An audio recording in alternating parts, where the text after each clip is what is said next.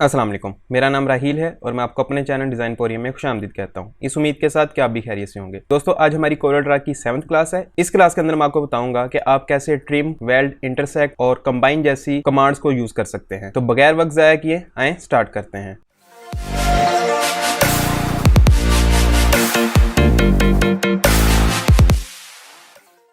तो क्लास में आगे बढ़ने से पहले मैं बताता जाऊं कि जो हमारी लास्ट क्लास थी उसके अंदर मैंने आपको पावर क्लिप के बारे में बताया था और मैंने ये क्लियर किया था कि हम रूटीन में जो पढ़ रहे थे वो ये था कि हम टूल्स को पढ़ रहे थे और टूल्स के अंदर हमने जूम टूल तक स्टडी किया था। लेकिन उसके बाद मैंने 6th क्लास के अंदर आपको पावर क्लिप के बारे में बताया और अब मैं आपको बता रहा हूँ ट्रिम और वेल्ड जैसी कमांड्स का। इनको बताने का मकसद ये है कि जब तक मैं इनको नहीं समझाऊंगा तब तक आपको नेक्स्ट टूल समझने में काफ़ी दिक्कत होगी। तो ये मेन कमांड्स हैं जो डिजाइनिंग के अंदर यूज होती हैं, इनका आपको पता होना बहुत ज़रूरी है। और इसके साथ मैं यहाँ पे आपसे रिक्वेस्ट करता चलूँ कि अगर आपने अभी तक लास्ट क्लासेस नहीं देखी तो एक दफ़ा उन्हें लाजमी देख लें ताकि आपके मैक्सिमम कंसेप्ट क्लियर हो सके। तो यहाँ पर ट्रिम और वेल्ड कमांड होती क्या है, हम उन्हें किस तरह यूज़ करते हैं, उसको समझाने के लिए मैं यहाँ पे एक ऑब्जेक्ट ले लेता हूँ।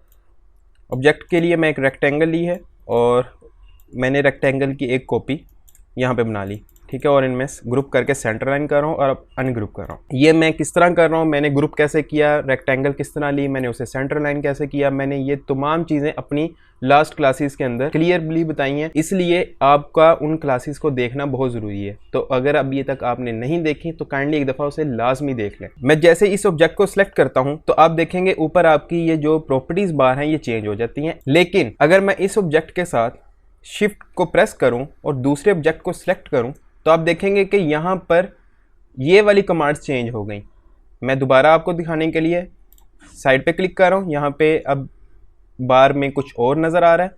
जैसे मैं इनको सेलेक्ट करूँगा और शिफ्ट के साथ जब मैं दूसरे को भी सिलेक्ट करूँगा तो आप देखेंगे कि ऊपर यहाँ पर बार में चेंजिंग आ गई है। तो अब आप यहाँ पे देख सकते हैं कि यहाँ पर आपको 1 2 3 4 5 6 7 8 किस्म की कमांड्स मिल गई हैं। अगर हम वन बाय वन सबको स्टडी करें तो सबसे पहले आपके पास आ जाता है कंबाइन। कंबाइन के लिए कंट्रोल एल को प्रेस करेंगे तो वो आपके पास कमांड आ जाएगी। नहीं तो आप सिंपली दो ऑब्जेक्ट सेलेक्ट करें और यहाँ पर आके इसको क्लिक कर दें तो वो कंबाइन हो जाएगा। ये किस तरह होगा ये मैं आपको अभी आगे चलकर बताऊंगा। नेक्स्ट हमारे पास आ जाता है वेल्ड, उसके बाद हमारे पास है trim, the third one intersect, the fourth one simplify, the fifth one front minus back, the sixth one back minus front end the seventh one create boundary. ये किस तरह काम करते हैं ये अभी मैं आपको यहाँ पे करके दिखाता हूँ। बेसिकली इन कमांड का मकसद यहाँ पर ये है कि जब हम कोई डिजाइन बना रहे होते हैं तो हम वहां पर मल्टीपल्स ऑब्जेक्ट के साथ प्ले कर रहे होते हैं। बाजुकात हमें कुछ ऑब्जेक्ट जो है उनको कट करना पड़ता है, बाजुकात कहीं पे हमें उनको एक दूसरे के अंदर से माइनस करना पड़ता है, कहीं पे हमें उनको एक दूसरे के साथ जोड़ना पड़ता है। तो ये कमांड्स वहां पर आपके काम को बहुत ज्यादा इजी बना देती हैं। अगर आपने डिजाइनिंग में अपने आप को मनवाना है तो आपकी इन कमांड्स के ऊपर मैक्सिमम ग्रिप होनी चाहिए, ठीक है। मैं अब स्टार्ट करता हूं सबसे पहले वेल्ड से कि वेल्ड क्या है। उससे पहले यहां पर कंबाइन की ऑप्शन है लेकिन मैं इसे आपको थोड़ी देर तक समझाऊंगा। सबसे पहले मैं आपको बताता हूं कि आप वेल्ड को किस तरह यूज कर सकते हो। वेल्ड को यूज करने के लिए मैंने यहाँ पे दो ऑब्जेक्ट लिए हुए हैं। मैं इस ऑब्जेक्ट को कलर फिल कर देता हूँ रेड और इसकी आउटलाइन को मैं थोड़ा सा थिक कर रहा हूँ। ठीक करने के लिए मैं यहाँ पे इसकी आउटलाइन कर रहा हूँ 2, ठीक है। और इसी तरह जो नेक्स्ट ऑब्जेक्ट है मैं इसे फिल कर रहा हूँ सियान कलर और इसकी भी मैं आउटलाइन कर रहा हूँ 3, ठीक हो गया। सॉरी इसकी 2 थी, मैं इसे भी 3 कर देता हूँ। ये हमारे पास दो ऑब्जेक्ट आ गए और मैं इन ऑब्जेक्ट्स को एक दूसरे के ऊपर ओवरलैप कर देता हूँ, ठीक हो गया।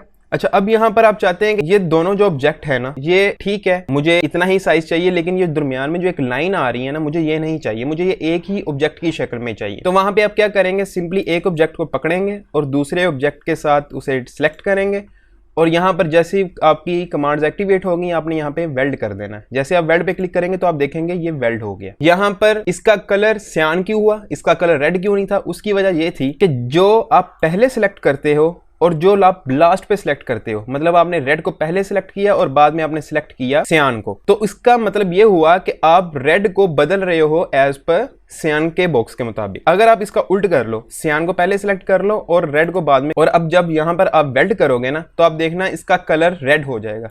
सी कलर रेड हो गया। अच्छा, अब ये इसे आप कहीं पे भी मूव करो, जो मर्जी करो, यहाँ पर ये एक बॉक्स बन गया है, पहले यहाँ पर 2 थे, ठीक है। अच्छा, इसके अलावा मैं यहाँ पे इसे दोबारा अंडू कर रहा हूँ और ये मेरे वो बॉक्सेस वहां पे वापस आ गए।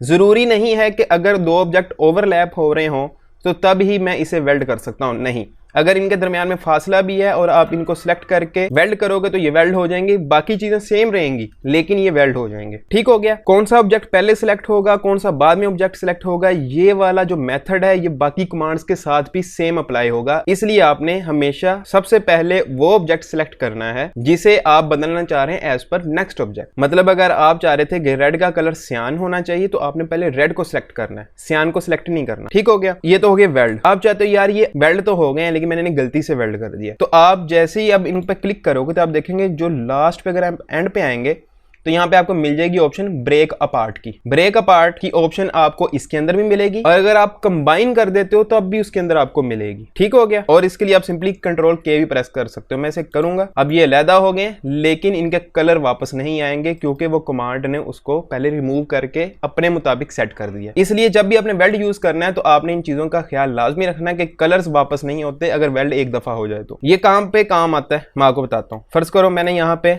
ये सर्कल ले लिए और मैं मल्टीपल सर्कल्स ले रहा हूँ और मैं इनको घुमाई जा रहा हूँ, कहीं पे मैं छोटे ले रहा हूँ और मैंने ये एक शेप सी बना दी यहाँ पे। ठीक है।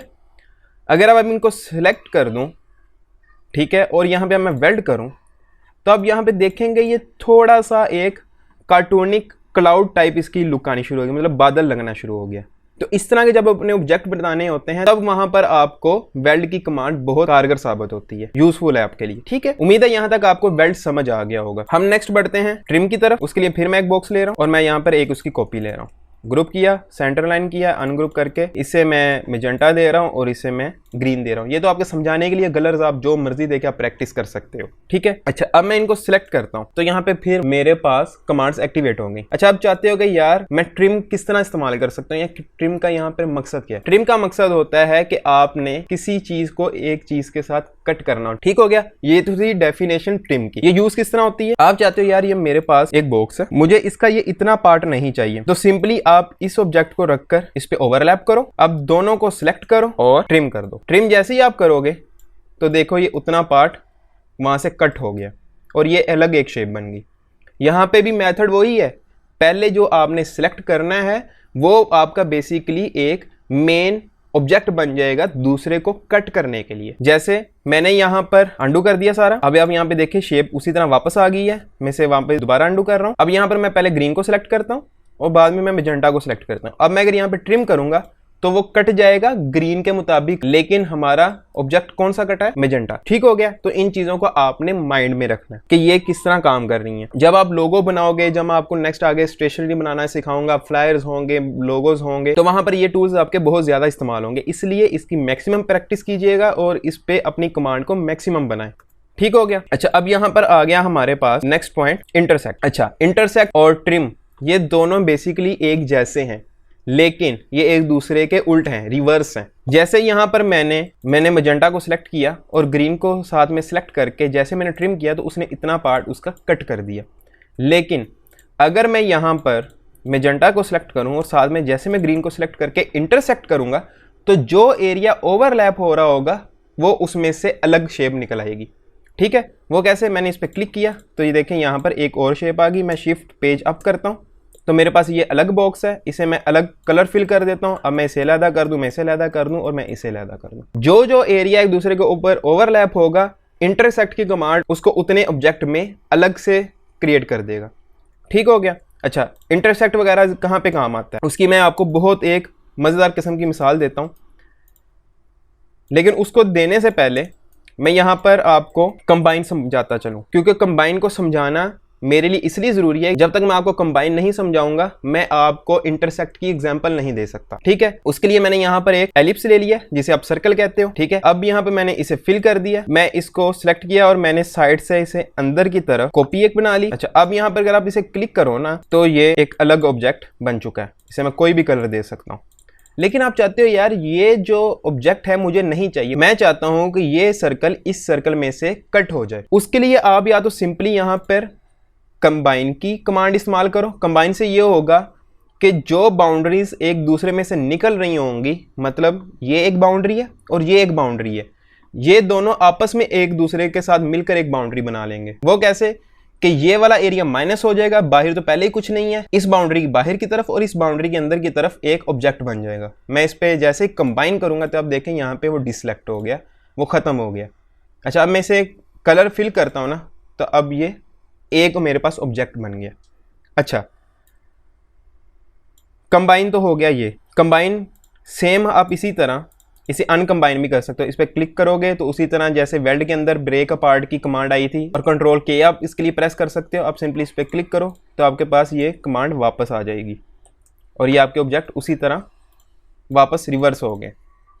ठीक हो गया, ये हो गया कंबाइन और ब्रेक अपार्ट। यही चीज़ अगर मैं इसे पेज अप कर दूं, यही चीज़ अगर आप इसे सिलेक्ट करो और साथ में रेड वाले को भी सिलेक्ट करके ट्रिम कर दो ना, तो ट्रिम भी यही कमांड करेगा। है ना इंटरेस्टिंग चीज़। लेकिन कंबाइन कहाँ पे काम आता है? कंबाइन काम आता है, फ़र्ज़ करो आपने यहाँ पे एक लिया सर्कल, थोड़ा सा इसके आपने स्क्यू करके साइडों से थोड़ा सा आपने इसे क्लोज कर दिया और इसका जो ओरिजिन है आपने थोड़ा सा इसके नीचे करके इसकी मल्टीपल यहाँ पे राउंड करके कॉपीज़ बना ली और कंट्रोल आर प्रेस करते गए तो आपके पास ये मल्टीपल कॉपीज़ बन गई। ठीक है, और जैसे ही आप इसे ग्रुप करोगे और पी करोगे, ये सेंटर लाइन हो गया। अब यहाँ पर अगर आप इसको पकड़ो और फिल करो तो आप देखोगे तो फिल ये एक दूसरे के ऊपर ओवरलैप होके हो रहा है। लेकिन अगर यहाँ पे आप इसे सिलेक्ट करो, अनग्रुप ऑल करो और अब यहाँ पे आप कंबाइन करो तो आप यहाँ पे देखना है बहुत मज़ेदार किस्म की शेप बन जाएगी। वो दिखाने के लिए कंपैरिजन में मैं इसकी एक साइड पे कॉपी ले रहा हूँ। अब मैं इसे सिलेक्ट कर रहा हूँ, जैसे मैं कंबाइन क्लिक करूंगा तो आप देखें कितना प्यारा आपके पास एक ऑब्जेक्ट बन गया। ठीक हो गया। इस तरह आप कंबाइन में बहुत ज़्यादा प्यारी चीज़ें बना सकते हो। उम्मीद है आपको ये मेरी बात समझ आ गई होगी। अच्छा, अब यहाँ पे एक और चीज़ है, मैं इसे साइड पे रख रहा हूँ नेक्स्ट पेज के ऊपर। ठीक है, अब यहाँ पर मैं एक ऑब्जेक्ट यहाँ पे ले लेता हूँ, एक यहाँ पे ले लेता हूँ और एक यहाँ पर, इसी तरह एक यहाँ पर और एक यहाँ पर। इनको अगर मैं सियान कलर दे दूं, इसे मैं रेड दे दूं या ग्रीन है, मुख्तलिफ कलर में इनको अगर मैं यहाँ पर फिल कर दूं, अगर अब मैं इनको यहाँ पर कंबाइन करूँगा तो ये सेम वही काम करेंगे जो वेल्ड ने किया था। मैंने इसे किया तो जो लास्ट मेरा सिलेक्टेड था उसके मुताबिक सबने कलर चेंज कर लिया और जैसे मैं इसे ब्रेक आउट करूँगा ये दोनों एक दूसरे से अलग हो जाएंगे। मतलब आप इस तरह के टाइम पे कंबाइन भी यूज़ कर सकते हो और वेल्ड भी यूज़ कर सकते हो। अच्छा, यहाँ पर बात आ गई इंटरसेक्ट की वापस, कि इंटरसेक्ट पे हम किस तरह काम कर सकते हैं। मैं दोबारा यहाँ पर आपको बना के दिखाता हूँ कि मैंने यहाँ पे एक सर्कल लिया, ठीक है, उसे मैंने रेड फिल किया, आउटलाइन ख़त्म कर दी, अंदर की तरफ मैंने उसका फिर एक कॉपी बना ली, उसे मैं यहाँ पे येलो कर देता हूँ, दोनों को मैंने सिलेक्ट किया, कंबाइन कर दिया, मेरे पास ये एक ऑब्जेक्ट बन गया। थोड़ा सा मैं इसको अंडू करके बारीक कर रहा हूँ और ये मेरे पास एक व्हील टाइप चीज़ बन गई। अच्छा, अब यहाँ पे आप चाहते हो यार मैंने ना एक चेन बनानी है, तो चेन बनाने के लिए आप क्या करोगे, इसकी एक आगे की तरफ कॉपी ले लोगे और फिर एक मैं कॉपी रिपीट कर रहा हूँ और मैं इसे ग्रुप कर रहा हूँ। तकरीबन जिस तरह का आपने ओडी का कभी लोगो देखा हो तो वो तकरीबन इस तरह का लगता है, उसके 4 होते हैं, इसके 3 हैं। अच्छा, अब इनको मैं ऑरेंज फिल कर रहा हूँ और इसे मैं फिल कर रहा हूँ ग्रीन। ये चेन की लुक दे रहा है, लेकिन चेन एक दूसरे के अंदर से गुजरी हुई होती है। वहां पे एक साइड अंदर होगी और एक साइड बाहर होगी, फिर एक साइड अंदर होगी और फिर एक साइड बाहर होगी। तो आप चाहते हो कि यार यहाँ पे वो इम्पैक्ट नहीं आ रहा, तो उसके लिए आप क्या करोगे, यहाँ पर आप लोगे इंटरसेक्ट की कमांड। वो किस तरह, इसे सेलेक्ट करो और साथ में दूसरे ऑब्जेक्ट को सिलेक्ट करो, कमांड्स आ गई। अब जो एरिया एक दूसरे के ऊपर ओवरलैप हो रहा है, जब आप इंटरसेक्ट पे क्लिक करोगे तो वहां पर देखोगे कि अलग ऑब्जेक्ट बन गए। मैंने पेज अप कर रहा हूं और इनको मैं दे रहा हूं ब्लू कलर, ये आपके पास दोनों अलग बन गए। इनको सिलेक्ट करो और ब्रेक अपार्ट कर दो। ठीक है, ये वाला जो आपके पास ब्लू है इसे आप सिंपली रेड फिल कर दो, इस वाले को आप ऑरेंज फिल कर दो।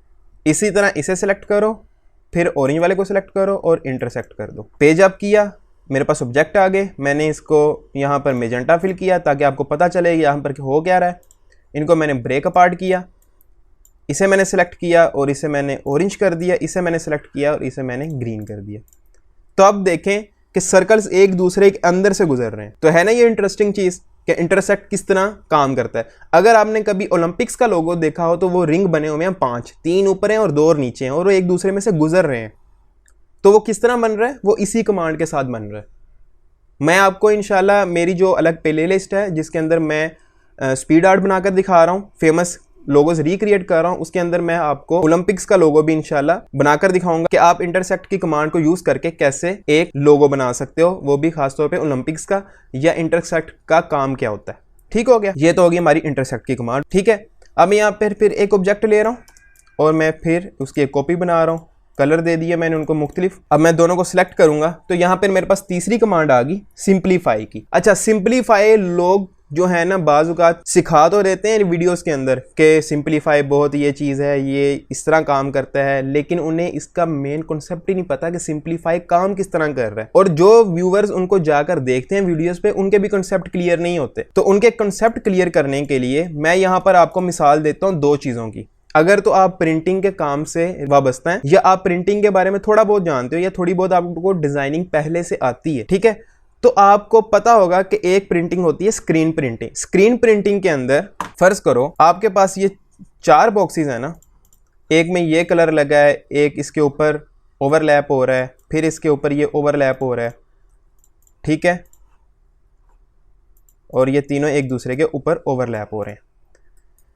तो स्क्रीन प्रिंटिंग के अंदर हर कलर की अलग स्क्रीन बनती है। उसमें क्या होता है कि वो सबसे पहले एक रेड कलर की स्क्रीन बनाएंगे, इतना पार्ट रेड कलर के अंदर वो स्क्रीन करेंगे, उसे सूखने के लिए रख देंगे। फिर दोबारा उसी पेपर को पकड़ेंगे, वहां पर अब मेजेंटा वाला पार्ट रखेंगे और उसकी स्क्रीन बनाएंगे। इसी तरह ये चारों ऑब्जेक्ट्स की वो अलग अलग स्क्रीन्स बनाएंगे और अलग अलग आपको कलर्स को चार्ज करेंगे। ठीक हो गया। या अगर आपने कभी प्लॉटर कटिंग करवानी हो अपनी बाइक के ऊपर, अपनी गाड़ी के ऊपर मुख्तलिफ स्टिकर्स लगवाने हो, तो वहां पर आपको हमेशा ऑब्जेक्ट्स जो है वो उतने ही देने होते हैं बनाकर जितने आपके नजर आ रहे होते हैं डिजाइन के अंदर। किस तरह, यहां पर मैं इसे खत्म कर देता हूं, यहां पे मैं सर्कल ले लेता हूं 1 2 3 4 5, इसे मैं थोड़ा सा नीचे कर रहा हूँ, ठीक है, इसे मैं इधर रख रहा हूँ, इधर मैं रख रहा हूँ और मैं इसे इधर रख रहा हूँ। ठीक है, अब मैं इनको अलग अलग कलर दे देता हूँ। अनग्रुप किया मैंने सबको, मैं इसे एक कलर दे दिया, इसे मैंने दूसरा कलर दे दिया, इसे मैंने तीसरा, चौथा, पांचवा, इसी तरह मैंने सबको अलग अलग कलर दे दिए। ठीक है, और लास्ट मैंने ये ओकर येलो दे दी। फर्ज करें आपने एक डिज़ाइन बनवाना है अपनी टी शर्ट के ऊपर और टी शर्ट पे होनी है screen printing.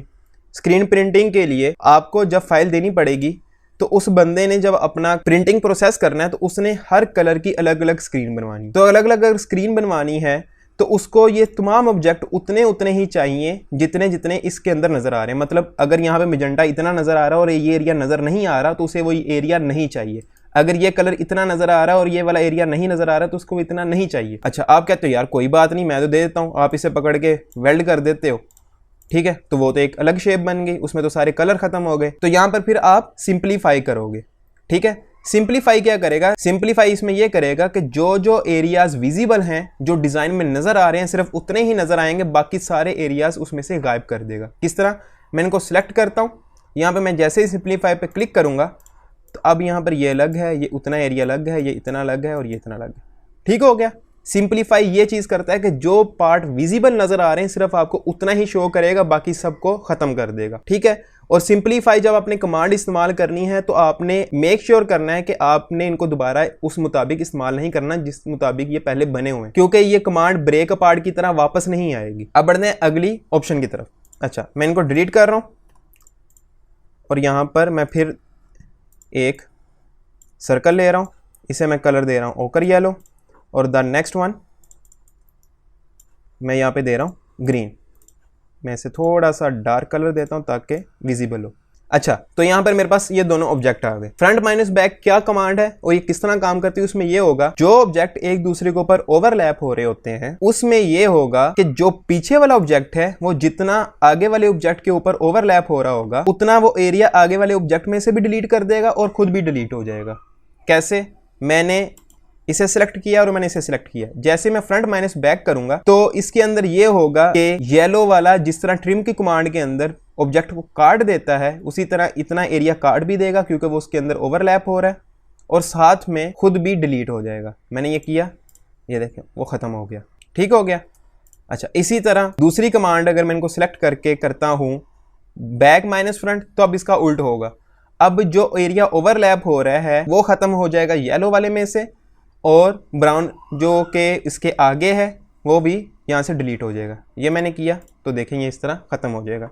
Front minus back इस तरह काम करता है। ओवरलैपिंग एरिया उस ऑब्जेक्ट में से ख़त्म हो जाता है जो आगे हो या पीछे हो, और जो सोर्स उसका ऑब्जेक्ट होता है जो उसे कट कर रहा होता है वो भी डिलीट हो जाता है। ये है फ्रंट माइनस बैक। अच्छा, इसके बाद हमारे पास एक और ऑप्शन आ जाती है क्रिएट बाउंड्री की। क्रिएट बाउंड्री किस तरह काम करता है? क्रिएट बाउंड्री काम इस तरह करता है कि इसका मेन मकसद ये होता है कि ये करता तो हो ऑब्जेक्ट को वेल्ड ही है, लेकिन वेल्ड में क्या होता है, आपने इन दोनों को सिलेक्ट किया और वेल्ड कर दिया, ये एक ऑब्जेक्ट बन गया। लेकिन यहाँ पर क्या होगा उसको समझाने के लिए यहाँ पर मैं मल्टीपल कॉपीज ले रहा हूँ, इनको मैं अलग कलर दे रहा हूँ और मैं इसे ये कलर दे रहा हूँ। ठीक है, यहाँ पर इन चारों को क्रिएट बाउंड्री वेल्ड तो करेगा, लेकिन ये चारों एज इट इज़ भी रहेंगे और एक ऑप्शन हमें वेल्ड जैसी वो बना के भी दे देगा। वो किस तरह? मैंने इसको यहाँ पर क्रिएट बाउंड्री किया तो अब देखें कि मेरे पास एक बाउंड्री भी बन गई है जिस तरह की वेल्ड की कमांड के अंदर बाउंड्री बनती है, और मेरे पास ये सोर्स सारे अलग पड़े हुए हैं। है ना मज़ेदार टूल ये वाला? तो इस तरह ये 8 कमांड्स पे आपकी ग्रिप होना बहुत ज़रूरी है, और ये किस तरह काम करती है मैंने आपको कंप्लीट समझा दिया। ठीक है, यहाँ तक मुझे उम्मीद है कि आपको समझ आ गई होगी। अच्छा, यहाँ पर एक और चीज़ है। फ़र्ज़ करो कि आपके पास ये एक ऑब्जेक्ट है, इसका कलर मैं यहाँ पे दे रहा हूँ ओकर येलो, या यहाँ पर मैं कलर दे देता हूँ इसे लाइट ब्लू।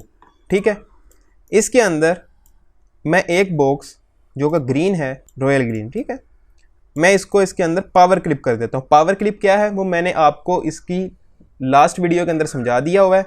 मैं यहाँ पे ऊपर उसका लिंक दे दूंगा ताकि आप समझ सकें कि पावर क्लिप क्या है। ठीक है, ये पावर क्लिप मेरे पास आ गया और यहाँ पर ये मेरे पास पावर क्लिप है। अब अगर मैं एक और ऑब्जेक्ट लूँगा और इस बॉक्स के करीब रखकर या कहीं पे भी रखकर ओवरलैप करके या साइड पे रखकर, ठीक है, इन दोनों ऑब्जेक्ट्स को अगर मैं वेल्ड करूँगा तो उससे ये होगा कि जो अंदर की तरफ पावर क्लिप हुआ ऑब्जेक्ट है वो भी इसके अंदर मर्ज हो जाएगा। वो किस तरह? मैंने वेल्ड किया तो कलर तो फिल हुआ। अब मैं इसे ब्रेक अपार्ट करता हूँ, अगर कलर तो फिल हुआ है लेकिन इसके अंदर भी वो पावर क्लिप आ गया। ठीक हो गया। इसी तरह अगर आप यहाँ पर इनको पकड़ के कंबाइन करें तब भी यही ऑप्शन होगी कि पावर क्लिप भी उसके अंदर साथ में शिफ्ट हो जाएगा। अगर आप यहाँ पर इनको अनकम्बाइन करें और इसके पास लाकर इन दोनों को ट्रिम कर दो तो ट्रिम में ऑब्जेक्ट तो ट्रिम हो जाएगा, लेकिन जो अंदर पावर क्लिप है एज इट इज़ उसी तरह ही रहेगा। ठीक हो गया। मतलब अगर पावर क्लिप इस ऑब्जेक्ट के अंदर आपने यूज़ किया हुआ है और तब भी अगर आप इन पे ये कमांड्स इस्तेमाल कर रहे हो तो पावर क्लिप उस ऑब्जेक्ट के अंदर चेंज नहीं होगा। ठीक हो गया। और इसे मैं यहाँ पर डिलीट कर दिया। ठीक है, ये मैंने एक शेप बनाई थी कंबाइन टूल के साथ, इसे मैं वापस ला रहा हूँ और इसे मैं यहाँ पर रेड फिल कर रहा हूँ और मैं इसे दोबारा कंबाइन कर रहा हूँ। इसी तरह के आप काफ़ी सारे पैटर्न और बना सकते हो कंबाइन टूल को यूज़ करके। तो मुझे उम्मीद है कि आपको आज की क्लास के अंदर मेरे बताए गए तमाम टूल समझ में आ गए होंगे। अगर आपका कोई सवाल ऐसा जो आपके जहन में आ रहा हो और आप चाह रहे हो कि मैं उसके बारे में आपको क्लियर कर दूं कि ये काम किस तरह इस टूल ने किया, तो इसके बारे में मुझे कमेंट सेक्शन में ज़रूर बताइएगा। और अगर आपको मेरी वीडियो अच्छी लगी हो तो लाइक एंड शेयर ज़रूर किया करें, और अगर आपने मेरे चैनल को अभी तक सब्सक्राइब नहीं किया तो अभी सब्सक्राइब कर लें और साथ में नोटिफिकेशन बेल के आइकन को भी दबा दें ताकि जैसे ही मैं कोई न्यू वीडियो अपलोड करूं तो उसका नोटिफिकेशन आपको सबसे पहले मिले। तो इस उम्मीद के साथ कि मुलाकात होगी अगली क्लास के अंदर, तब तक के लिए अल्लाह हाफिज़।